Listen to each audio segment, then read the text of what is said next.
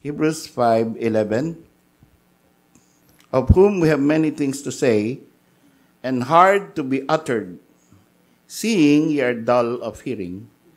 For the time ye ought to be teachers, ye have need that one teach you again, which be the first principles of the oracles of God, and are become such as have need of milk, and not of strong meat. For everyone that useth milk is unskillful in the word of righteousness, for he is a babe. But strong meat belongeth to them that are of full age, even those who by reason of use have their senses exercised to discern both good and evil. So mga kapatid, ito po ay hamon sa atin. It's time to go forward to strong meat. Ako po ay naligtas noong 1979. Yung iba sa inyo ay halos ganun din, 1980s. Yung iba ay 1990s. Ngayon po ay 2025 na. So kung tayo ay ganun na katagal na mga Kristiyano, ay nire-rebuke tayo nitong verses na ating nabasa.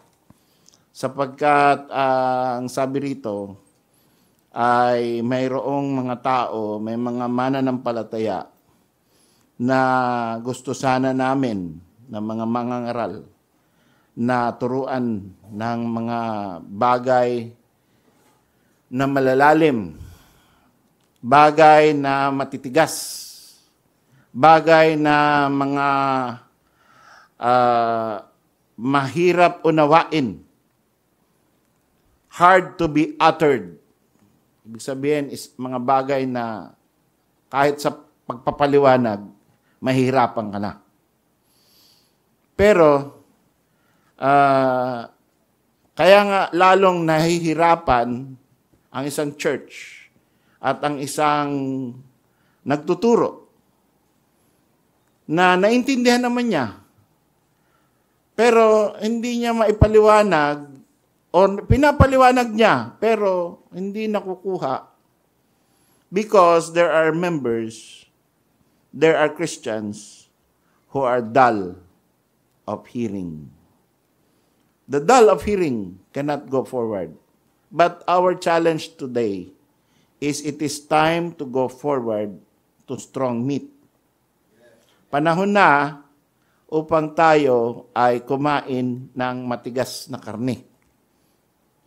Panahon na upang kayanin natin na ngumuya ng matigas na karne. At iwanan na natin, although iinom pa rin tayo ng gatas, pero iwanan na natin ang puro gatas. Pero sa iba, kahit matagal na yung iba, hindi natin alam natin sa sarili lang natin kung sino tayo. Na sana hindi tayo ganun. We are dull of hearing. Ano ba yung dull of hearing? Ang mga babe, dull of hearing. Kahit ilang beses mo sabihin, wag, gagawain. Kahit ilang beses mo sabihin, no, yun ang gusto nilang marinig, yung no. Pag narinig nila yung no, lalo nilang gagawain yun. Minsan yung aking apo gustong-gusto niya marinig no. Kasi yun yung nakakatuwa. No? Lalo niyang gagawain. At minsan, ayun, parang nananadya. Di ba? Yung mga baby, no? Nananadya. So, pero yung iba, kahit di sinasadya, di makuha Hindi naman dahil mapurol ang isip, kundi because of spiritual problem. Because mas pinapakinggan natin yung ating sarili. Ating sariling gusto, ating sariling diskarte. That is why we are dull of hearing. Mapurol ang ating pandinig. Mapurol ang ating pag-iisip tungkol sa mga spiritual na bagay, lalo na. So, meron kaya dito? Meron kaya sa atin na dull of hearing? We can't remember the verses. if you are one, if you are a member of this church, and we have given so many verses, and some of them are important, and you can't even remember the important verse. Ibig sabihin, hindi gumuhit sa puso mo. No? Hindi nagmarka. Hindi tumusok. Kaya hindi mo makuha. Hindi mo makuha, pati verse, walang dating. So, sawayin natin sarili. Sabihin natin, dapat natatandaan mo yan. No? Ako marami akong nakakalimutan na kumbaga dati instant. Instantly, when I want to quote a verse or when I want to quote a terminology, andyan, ready to go out of my mouth. Pero, by the grace of God, nawa, yung mga verses na nasa isip ko ay hindi mawawala at bigla lumalabas. Because it struck my heart. Because they are important in teaching. So, please, mga kapatid, make it an important part of your Christian life to remember the verses when they are quoted, associated with the teaching. Kagaya nito, remember the phrase, dull of hearing. May mga taong ganyan, hindi dapat ako ganyan. Hindaan natin yan. Na hindi tayo mapurol, mapurol. At hindi, dapat tayo ay anong reverse ng mapurol? Sharp, matalas. Pagka may sinabi, pasok. At masakit, natatandaan. Ayun, make it a point that in every sermon, in every worship service, meron kang something to take away kasi nasugatan ka. No? Huwag natin iwasan yung sugat sa preaching. Kasi dun, susi yun para matandaan. The Word of God is quick and powerful and sharp. So matalas ang salita ng Diyos. Kaya susugat yan. Pag sumugat yan, matatandaan mo yan. Diba? Kasi nagmarka sa isip mo na, oops, sakit yun ah. So dull of hearing means you are no longer dull of hearing when after the preaching you can remember the points and the verses. You can remember the doctrine. May mga nagsasabi, huwag tayo mag-usap ng doctrine. Kasi doctrine divides. No? Yung doctrine divides, doctrine din yun eh. Alam niyo ba yun? Yung doktrina ng doctrine divides ay maling doctrine. Dahil sabi ng Panginoon, I have not come to give peace to the world, but I have come to set the mother against the daughter. So, ibig sabihin, okay, nagbibigay siya ng peace that passeth understanding and peace with God. Pero yung peace between relatives, peace between magbabarkada, peace between human beings, pag ikaw nakakaintindi ng salita ng Diyos, tapos yung katabi mo, kasundo mo, kalaro mo, hindi nakakaintindi, masisira yung peace nyo. Kung ikaw ay naninindigan. Pero kung compromiser ka, may peace pa rin kayo. That's the only way. Para hindi masira ang bond, ang maganda at masayang pagsasama ng isang saved na anak at unsaved na magulang, kailangan yung saved mag-compromise. Sabihin ng magulang, "Nak, lagi ka naman dyan sa church nyo. Samahan mo naman ako dito sa, sa Santo Domingo Church. Samahan mo naman ako dito sa Molino Church, sa Santo Niño Church. Minsan lang naman." Siyempre, gusto mo, nanay mo yun. 'Di ba? Sisirain mo muna yung attendance mo sa SGBCI. Punta ka muna. Kasi gusto mo, mahal mo yung nanay mo, gusto mo, minsan-minsan, anak, pag andun ka na, nak, lumuhod ka naman sa imahin ko. Sige na. Minsan lang naman to. Mangumunyon ka naman. Di ba? So, ano yan mahal mo yung nanay mo. Mahal mo yung tatay mo. Mahal mo yung kapatid mo. Minsan may bargain. Sige, sasama ako sa Santo Niño, basta sumama ka rin sa SGBCI. Trade-off tayo. Diba? Compromise tawag doon. Pero, meron kayong peace.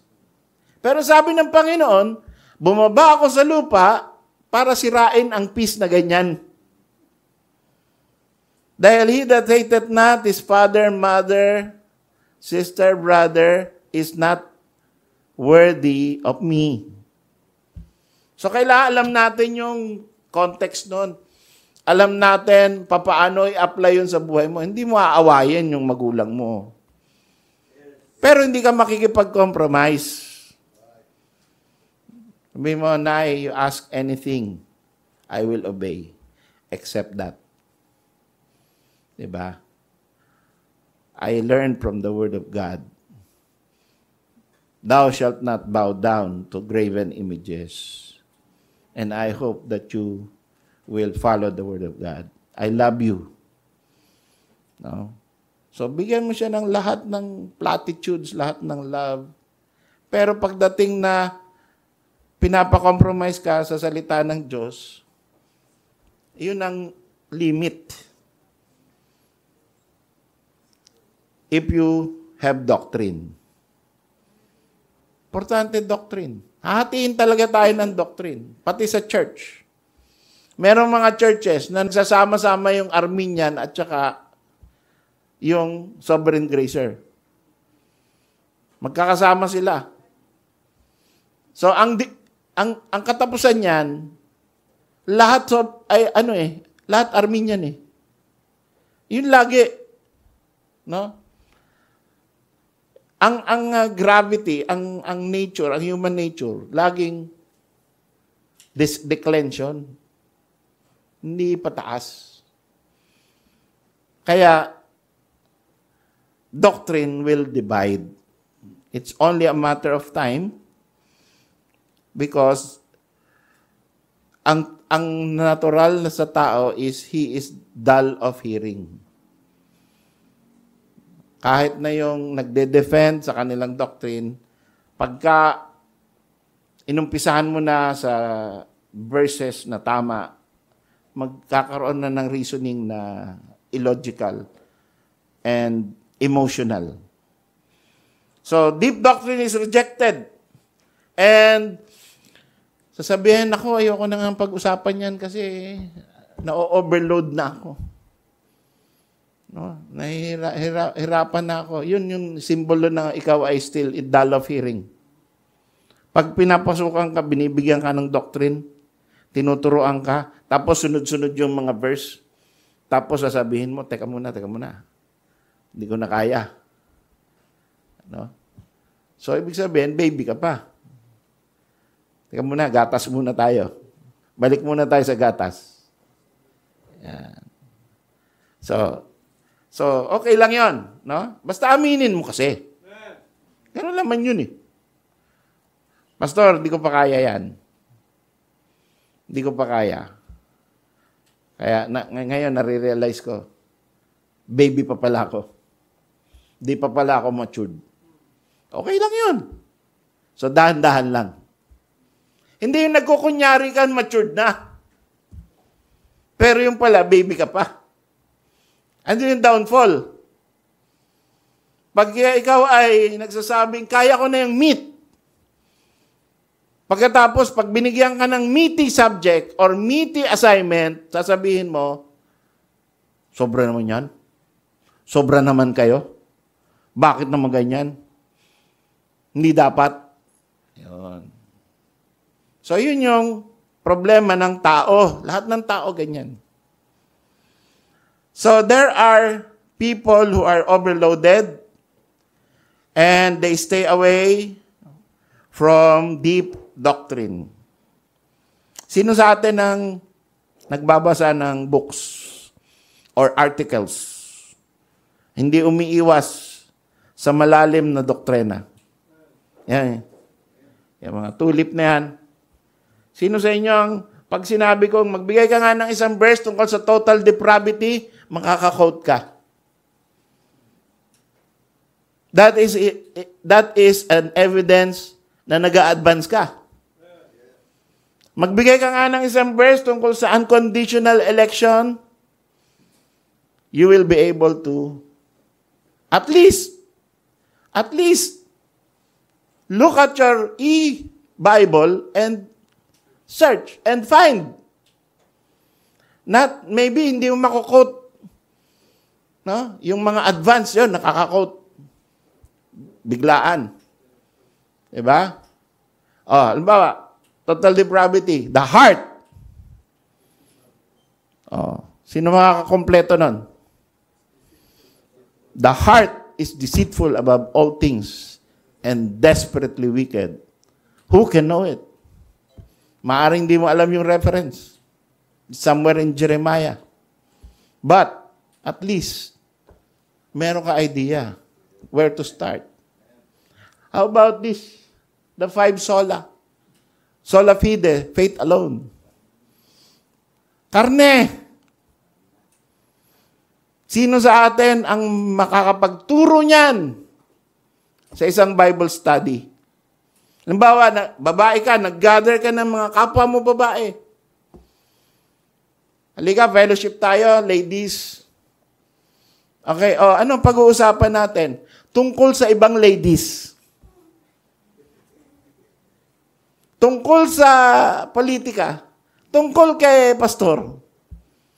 Hindi. What about sola fide?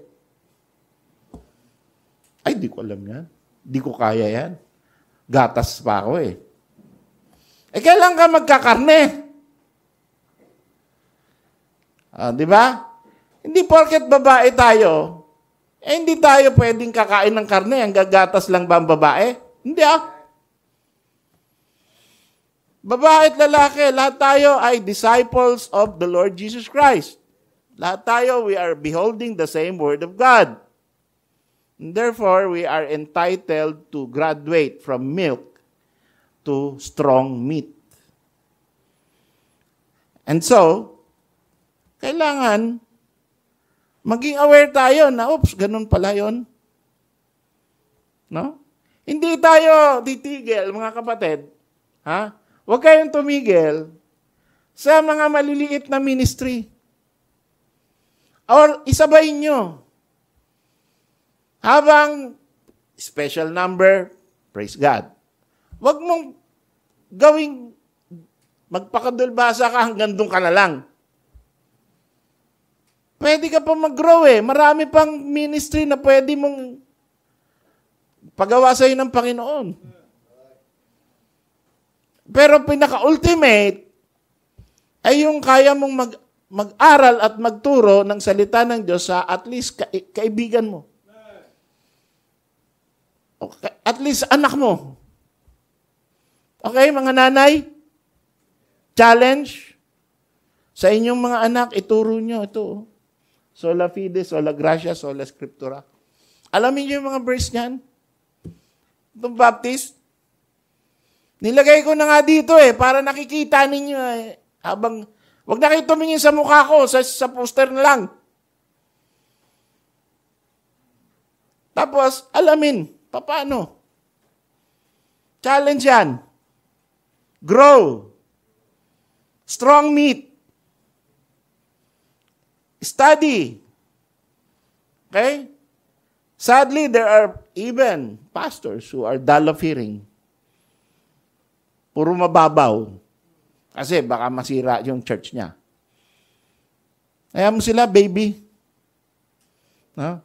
Alam mo kung bakit gusto niyang panatiliin baby yung church niya? Kasi baby pa rin siya. May namita ko eh. Sabi niya, ngayon pa lang po ako, pastor. Oh? Ba't pastor ka na? Di ba? Bold lang siya. Masipag. Pero ang pastor hindi lang masipag. Dapat talaga masipag, bold. Pero hindi doon nagtatapos yun. Dapat doctrinated. Indoctrinated. Because that's the primary role. So don't be dull of hearing. Let us graduate to strong meat. As long as you are dependent on milk, it is difficult to go forward to strong meat. What is milk? Christian living. Diba? Yung ating mga ugali, yung ating mga Bible stories. Diba? Yan ang sinasabi mo sa mga toddlers. Bible stories. Isipin nyo na lang, yung iba sa atin, magtuturo ng David and Goliath, mali pa. Hindi pa kabisado yung story of David and Goliath. Hindi pa kabisado ang story ng sin in the garden. Hindi kabisado yung panahon ni Noah, yung mga pangalan ng anak ni Noah, yung pangalan ng 3 Hebrew children, yung mga pangalan ng mga apostles, yung 10 Commandments, hindi kabisado. Baby! Gatas! At kaya hindi ka kain ng karne. Kasi ikaw mismo, gatas pa rin. Nahirapan ka pa rin ngumuya. Mahina ang ngipin mo.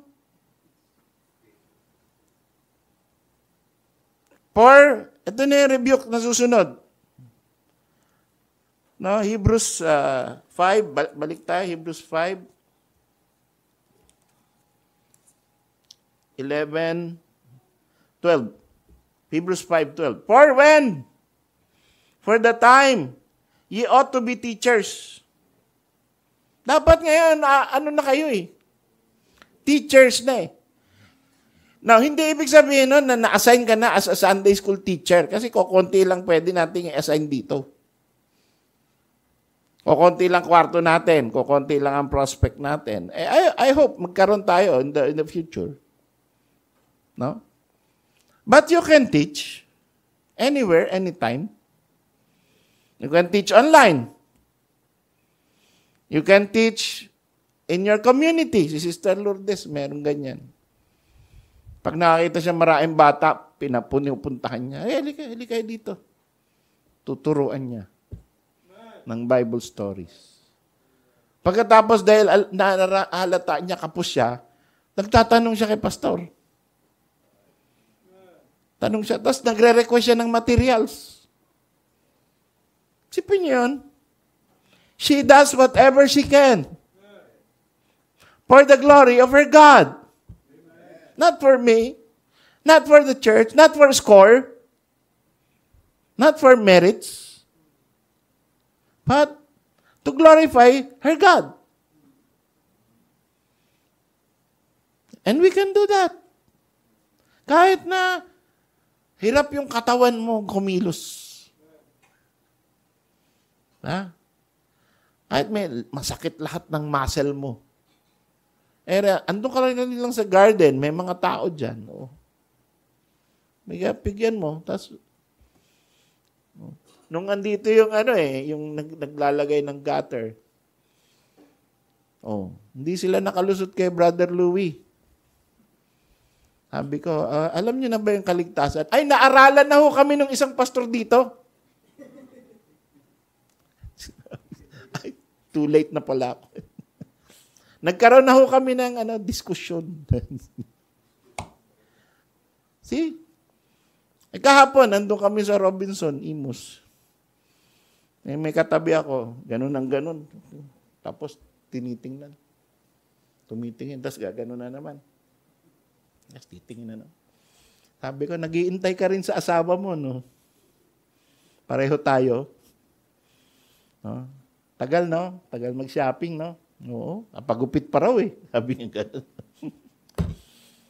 Ano bang... Ikaw ba'y may kilala mo na ba ang Panginoon? Yan. Opo, CCF na ako, eh. Amen. Okay. So, salamat sa Panginoon. Kamusta naman ang lakad mo sa Panginoon? Tumahimik. Tumahimik. Tapos, nung nag-uusap kami, dumating si Luz. At may katabi din siya. Sabi ko, halika na mami, uwi na tayo.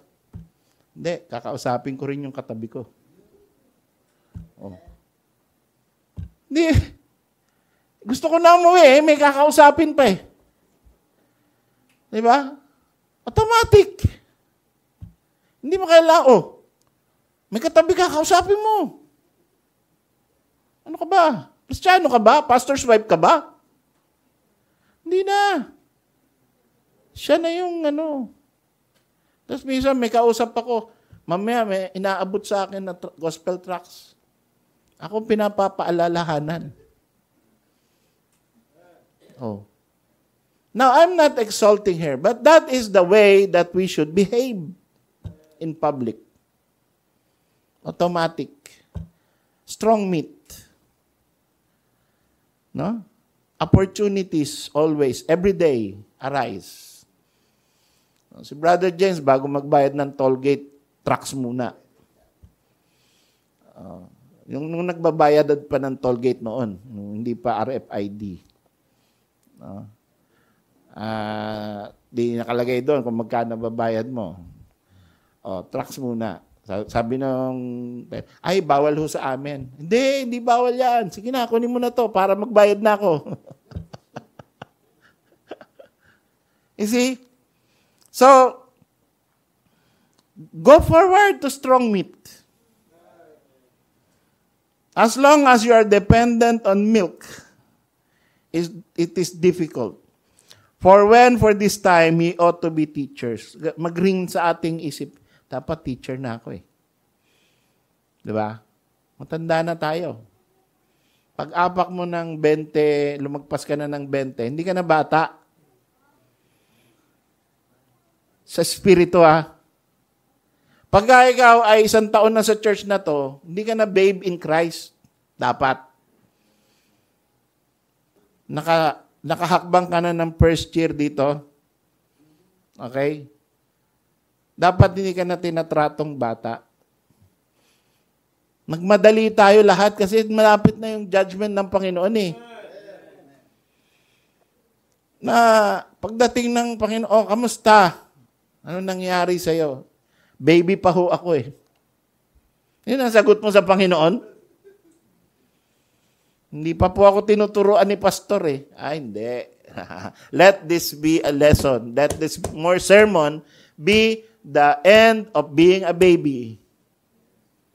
Kahit si Adrian, saka si Robert. Hindi na kayo baby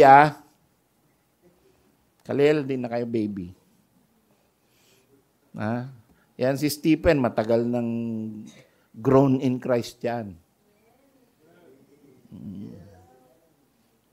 Lumago na yan.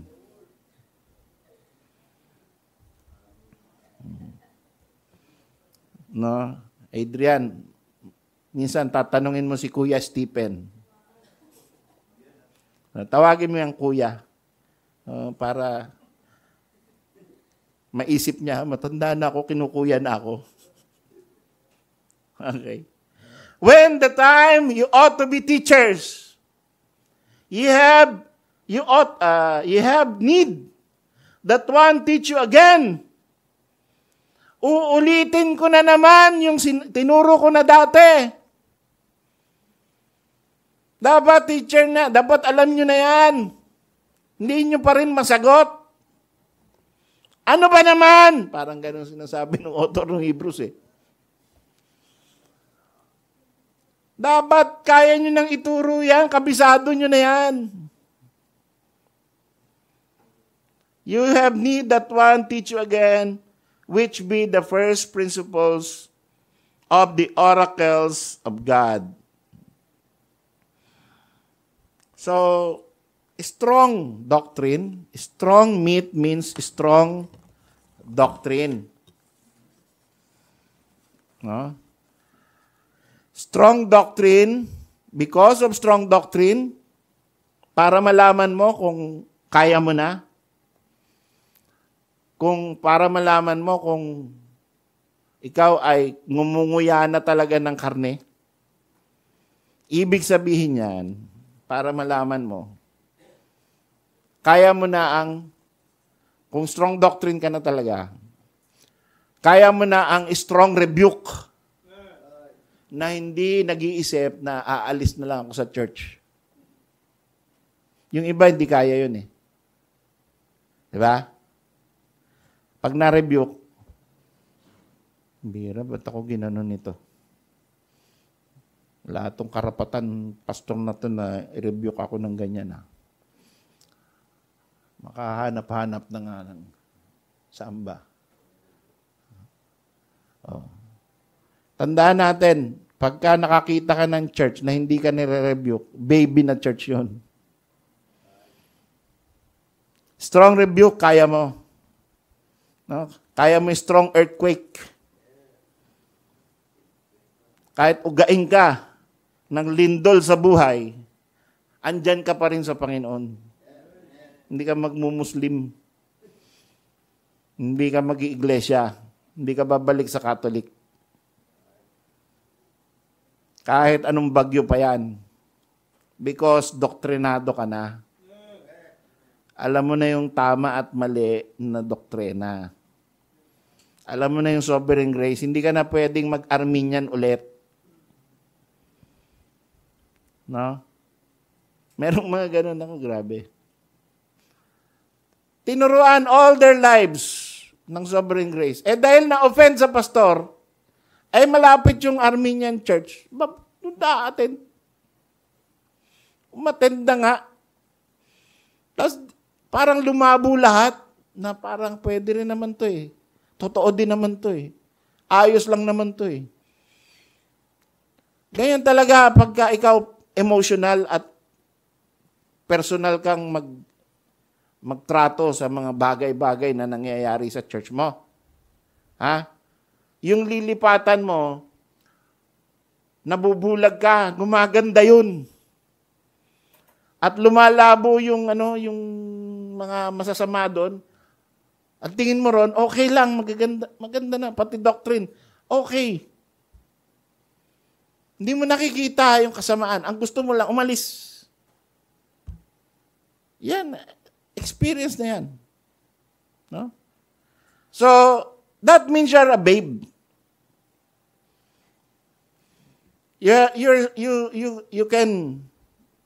God can give you trials in your life. God can allow, kagaya ni Job, no? Na bagsak ka talaga. Hindi mo sisisihin yung church na sabi mo, simula nung naging member ako ng church to, bumagsak na yung negosyo ko. Siguro, may balat yung church na to.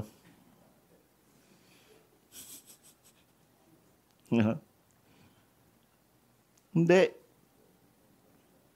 Maaring tuksuhin ka ng diablo, hindi ka matitinag. No? You will still love the brotherhood. And the brotherhood means, ito, sila. Hindi yung the brotherhood of all Christians all over the world. Pag sinabing love the brotherhood, pag sinabi ni Paul, love the brotherhood, Yung love mo doon sa mga nakikita mong brothers and sisters. Hindi yung love the brotherhood, mahal mo yung lahat ng kapatiran sa buong mundo. Kahit yung di mo nakikita at mas minsan dumarating pa, mas mahal mo nga yung di mo nakikita eh. Eh bakit mo mahal yon? Kasi hindi mo nakikita yung ugali nila. Eh pag sumali ka ron, hate mo na rin yun eh. Kasi pare-pareho lang tayo ng ugali kahit saan kang puwerte ng mundo dumating. So, love the brotherhood, yung love, kagaya ng love ng Panginoon. Ano ba yung love ng Panginoon? Mahal niya tayo kahit sino ka man. Diba? Maging sino ka man. In spite of your sins, in spite of your inconsistency, in spite of your bad behavior, mahal ka pa rin ng Panginoon. Yun ang hamon sa atin, to love the unlovable, like you and me. Yun ang true love. Hindi yung romantic love. Yung romantic love, sa mag-asawa, talagang minsan, napipikon ka. No? Although kami, never ako napikon sa asawa ko. No? Ewan ko kung bakit. No? Sana lahat ng mag-asawa ganun. No? Na romantic love yan eh. No? Na mahirap kang maasar. Merong mga ganong relationship. Minsan naman, lagi kang asar. Konting kibot lang, asar ka na. Meron mga ganon. No? On and off. Pero ang Panginoon, laging, kahit na hindi ka kaibig-ibig, inibig ka niya. So, ganon ka rin dapat umibig sa kapatid mo. Hindi yung nakabase ka lang doon sa feelings mo na, to generous ito eh. Ito, favorite ko tong member na to. Marami ako napapala dito, pinapautang ako nito, binibigyan akong pagkain nito, may gifts lagi ako dito pag birthday ko. Mahal na mahal ko talaga itong kapatid. Best of the best friend. Oh. Pero yung isa, naku, lagi akong pinipikon niyan, lagi ang mga joke niyan hindi magaganda. No? Hindi ko gustong makasama yan. No? Iiwasan ko yan. Yun. So, yun, ibig sabihin, babe ka pa. Pagka ganun ka, baby ka pa. No? Kapag ikaw ay kaya mo nang kumain ng karne, you will love the unlovable like the Lord. Strong meat eater. Ibig sabihin, matigas yung ngipin mo. Matigas yung tiyan mo. Sikmura mo. Diba, expression natin yung mga Pilipino, no? Hindi makaya ng sikmura ko yung mga pinagsasasabi mo. No? Hindi ko masikmura. Yan. So, pagka ikaw ay malakas na ang mo sa Panginoon, malakas na yung doktrina mo, matured ka na, yan sikmura mo, kaya na kahit ano ibato sa'yo. Mananatili ka pa rin Christian ang ugali. Hindi ka basta-basta madidiskaril. Mahaba PC mo. Diba? Hindi mo sasabihin ang hirap na ito, papatulang ko na ito. Diba? Ang hirap ka usapan, ang hirap ispelengin ito. Isa pa. Isa pa. Na-cross talaga. Yun na. Diba? Nawala na, natapos na yung pagkakristyano ugali mo. Bumalik ka na sa baby. Okay, so, yan ang sabi ni Paul, no? You ought to be teachers. Alam mo yung ang behavior ng teacher sa estudyante. Ayan, may mga teacher tayo dito. Yung mga, pag ikaw ay pikon na teacher doon sa mga ang hirap turuan. Ibabagsak mo na lang yun eh. Di ba? Tapos sasabihin ng supervisor, bakit ang daming bagsak sa klase mo? Anong nangyari? Mga bobo eh. Baka bobo ka. Ba't di mo kayang iangat sa matinong pag-iisip yung estudyante mo? Ikaw ang bobo. Di ba? Ang exam mo, ang hihirap. First year high school lang yung estudyante mo, ang exam mo, college level. Di ba? So, babagsak ngayon. Tapos sasabihin mo, ang bobobo nyo, para square root of 3 lang, di nyo pa alam. 1.73 lang. Oh. Square root of 2, 1.414. Square root of pi. Ano yung pi? Di nyo alam, no? Ako lang nakakaalam yan dito. Nagmamalaki ka pa. Di ba? So, magaling ka dapat na teacher. You ought to be teachers. Means, kaya mong tiisin yung mga estudyante mo. Yung mga baby na inaakay mo para tumaas. Ayun. And it will be your delight kapag meron kang estudyante, meron kang naturuan, na later on, mas magaling pa kaysa sa'yo mag-preach. Mas magaling pa sa soul winning kaysa sa'yo. Di ba? Yan ang kaibahan natin. This time, you ought to be teachers. So for our members, we may consume milk. Pwede pa naman tayong mag-enjoy sa gatas. But we desire strong meat. Diba? So yung mga ma-assign, ang ating topic ay the 12 minor prophets. Kaya 12 yung i-assign na lalaki. No? So gagawa kayo ng outline about the minor prophets. Baka hindi nyo alam kung sino yung minor prophets. Grow up. No? At gawin yung relevant sa panahon natin. Kasi minor prophets yan in the time of the judgment of Israel.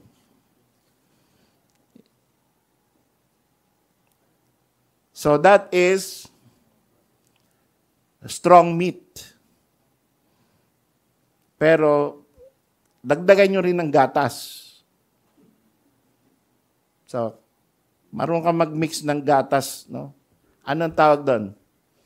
Karne na may gatas. Ha? Di, karne na may gatas. Di ba? Chicken pastel. Di ba? May gatas yun. Oh. So, yan po. Nag-isip agad kayo ng luto. Mamaya, kain na tayo. Anong oras na? 12. Okay. So, time to go forward. We cannot keep starting from 0.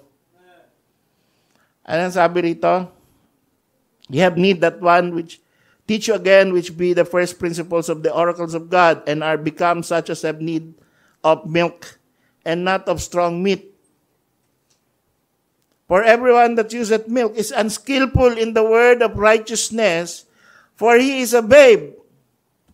But strong meat belongeth to them that are full of age, even those who by reason of use have their senses exercised to discern both good and evil. Paano itong church natin ay magiging maunlad? Hindi lamang sa pera, kundi lalong-lalo na sa doktrina at sa paglago sa Panginoon. Paano? Kapag yung mga naturuan na ay mga naging teachers at pwedeng umalis yung pastor pero matatag sa doktrina yung naiwan. At yung mga naiwan at yung inaasahan mo na sila na yung haligi, hindi basta-basta nauuga sa mga simpleng bagay, sa mga simpleng offense. Haligi ka eh. Pagkatapos, ikaw na naman, mabuhay ka. Tapos, uusap na naman tayo, Brad, ano nangyari sa'yo? Bakit parang umuuga ka ngayon? Kasi kayo, pastor hindi na yan mga ganyan. No? Kaya na natin na hindi ka umuuga. Pwede naman tayo mag-usap, pero wag kang uuga. Stable ka pa din. Kahit ano nangyayari sa paligid or between two pillars, you are still a pillar. Kasi pag nauga ka, merong institusyon, merong nakatingin sa'yo na mga younger people na nauuga kasama mo. Magiging mabuhay ang church natin. Na? Poprotect mo yung testimony mo pagka oras na andito ka sa stage na to. No? Simula dyan sa piano, hanggang dito, hanggang doon sa maliit na pulpit, hanggang doon sa mga humahawak ng ministry. Dapat matitibay tayo. Hindi tayong nauunang nagbe-bail out. Hindi una tayong na-abandon ship. Hindi tayo yung unang nag-murmur. Lahat, merong mga mag-murmur. Ikaw yung sasaway. Kayo magsasabing, wag ganyan. Hindi tama yan. Tigilan niyo yan. Hindi yung, ano latest? Ano? Talaga? Naku, ang bihira, ano gagawin natin, mga baby yun eh. Ha? Ikaw pillar, tigilan niyo yan. Huwag ganyan. Hindi tama yan. Hindi tayo unlad yan. Gagamitin tayo ng dyablo para sirain tayo niyan. Huwag tayo magpatalo sa dyablo. May pabamaraan yung mga ganyang klaseng salita. Tayo ang haligi. Tayo yung matibay. Tayo yung pipigil sa mga mabubuay. Di ba? Ito, mabuhay to. Ikaw, matibay ka. Pag may humilig, nandiyan ka pa rin. Hindi yung pag humilig, gaganon ka rin. Ikaw yung matibay eh. Sige, pwede ka. Okay, lean on me. Okay? Then I will pray to the Lord so that you will be strong. Be strong in the Lord and in the power of His might. Ikaw yung encourager. Ikaw yung nag-edify. Hindi ikaw yung sumisira. Hindi ikaw yung tumutulong para mag-iba. Yun yung strong meat. Yun yung strong doctrine. Yun yung strong Christian. Tayo po tumayo.